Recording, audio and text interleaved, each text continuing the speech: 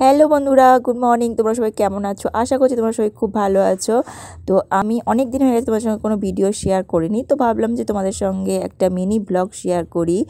তোমরা আমার ভিডিওতে দেখবে যে প্রেগনেন্সির আমি ভিডিও শেয়ার করেছিলাম কয়েকটা।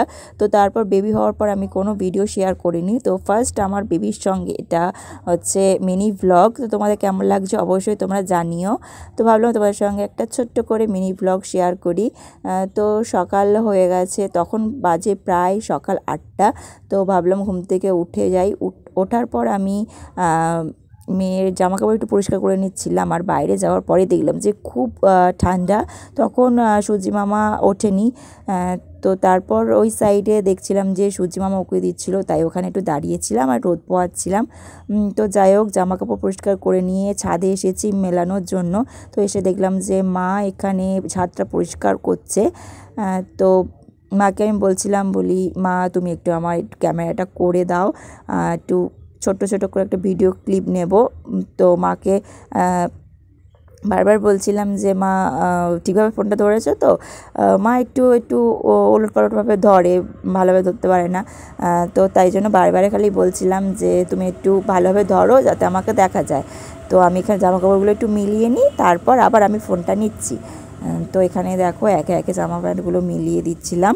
তো তারপর আবার চলো ফোনটা নিয়ে নিই। তারপর দেখো এখানে আমার মেয়ে চলে এসেছে। আর মেয়ে নিচে ছিল, একটু ঘুম থেকে উঠে একটু ওকে ঘুরু ঘুরু করাতে হয়। তো দেখি বাবা ডাকছিল, তো বললাম যে ছাদে আসো, আমরা সবাই ছাদে আছি এখানে।